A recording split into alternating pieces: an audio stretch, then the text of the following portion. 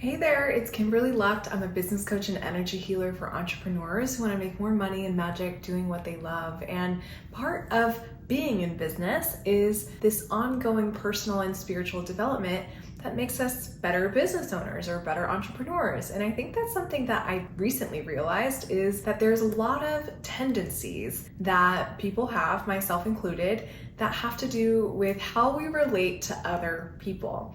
And so you might notice that a lot of people have been talking about people pleasers or people pleasing tendencies.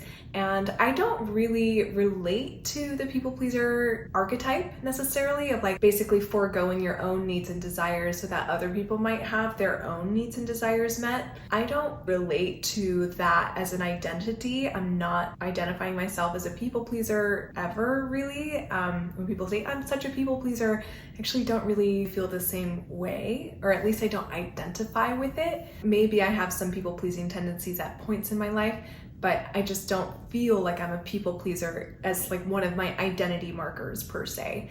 But recently I was listening to a podcast and there is somebody on the podcast that said, no, I'm not a people pleaser, I'm a people fixer. Like that's my tendency. And I perked up and I was like, wait a minute. That's something that I do relate to, is this tendency to want to fix or change or, help transform somebody, like a people fixer. And I think that makes me and maybe other people like me great coaches, great healers, great service providers. But at the same time, it can get really tiring when you're like constantly wanting to fix other people, right? And so I want you to maybe ask yourself if at first glance, if you relate more to the people pleaser archetype or the people fixer archetype, because I'm actually going to underline a few differences as we move along here.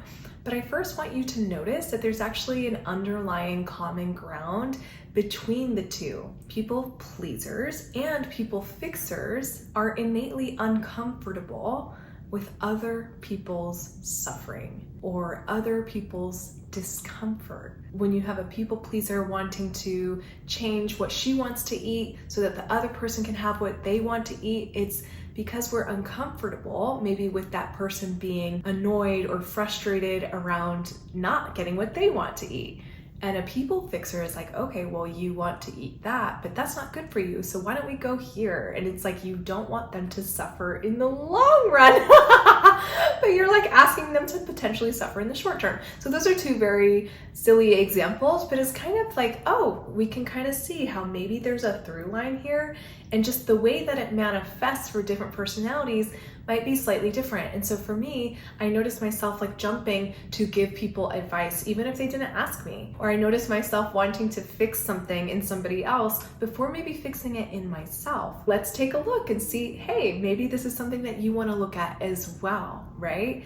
And people fixers, in my experience, at least, this has been the case, we tend to kind of want to do that and want to change others or help others or fix others because we're afraid of maybe them being unhealthy long-term or unhappy long-term or having undesirable outcomes in their life long-term. And we don't want that for them because we don't want that for us. And we don't want that to make us feel some type of way. Like for example, if you have parents or grandparents who are still alive and, maybe aging, you're like, okay, well, I don't want them to die sooner. So I'm gonna, give them all this advice or try to help them make these healthy choices so that they can live longer. But underneath that, it's not entirely selfless, is it? Because part of it is that you want them to be around longer so that you have grandparents or parents in your life longer. It's almost like, oh, this is really about me. And we can kind of point the finger back to be like, what undesired outcome am I trying to prevent for myself versus for the people that I love? Which it can of course be related to that, but it's also related to how you're gonna feel. And same with people pleasers. Part of the people pleaser archetype or the people pleaser tendency is to not want to overstep or step on anybody's toes or make any decisions that might end in poor outcomes, like somebody yelling at you or somebody being frustrated with you, and that's uncomfortable for you. So people pleasing is actually not selfless either. It's somewhat selfish in the sense that you want to avoid being uncomfortable with people's frustration or anger or emotions towards you. So both of these tendencies have selfish and selfless elements, because the people pleaser, similar to the people fixer, yes, they want you to feel good. Yes, they want you to be happy. Yes, they want you to have a great life. But underneath it all is like this innate discomfort with certain potential outcomes that might come if we are truthful, or that might come if we aren't truthful. Does that make sense? And so maybe by now you have an idea of if you're a people pleaser or a people fixer for the most part, right? We can obviously oscillate between the two, but I really want you to notice how it feels to bring all the attention back to yourself and be like, okay, what part of me is uncomfortable with not people pleasing or not people fixing? Like, what if I just show up with this neutral perspective and this honest and open way of communicating that maybe I'm not used to? And so if you notice anything in the body around that, I want you to place a hand wherever you notice that. Like for me, it's right here and maybe a little bit in my stomach as well. And just breathe in, breathe into that, breathe into the layers of discomfort that might have been, building up here and accumulating over the course of years, if not decades. Society has conditioned us to most of the time to be one or the other, is what I'm noticing now in the patterns of my relationships. I'm like, oh, there's another people fixer or there's another people pleaser. And it's okay. It's totally okay to be in that space of wanting to help and wanting to please and wanting to fix. For now, we're just gonna turn the table back towards ourselves and notice energetically how it feels to tune in to that discomfort of wherever the people pleasing or the people fixing tendencies root from.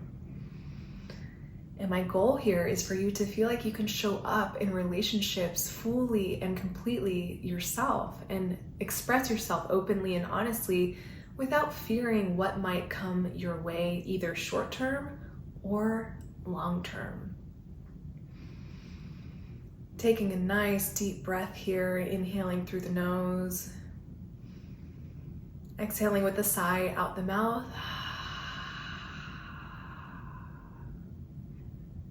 Beautiful. And maybe opening your eyes up to the room and taking it all in again and just noticing, how does it feel?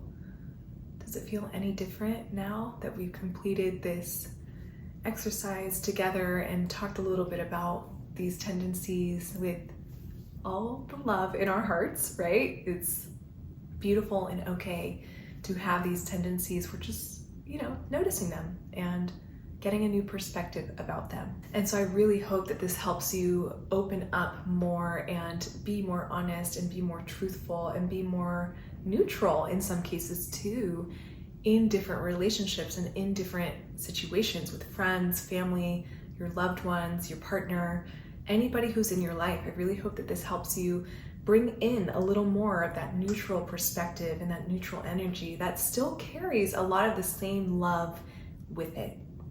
So if you want more guidance like this, if you want more videos like this dropping into your inbox every week, get on my email list. It's such an inbox party. You get a few welcome gifts on the inside. And so if you want in, click the link below and sign up. I hope to see you in there, and thank you so much for watching. Until next time, I'll catch you in the next video. Ciao for now. Bye.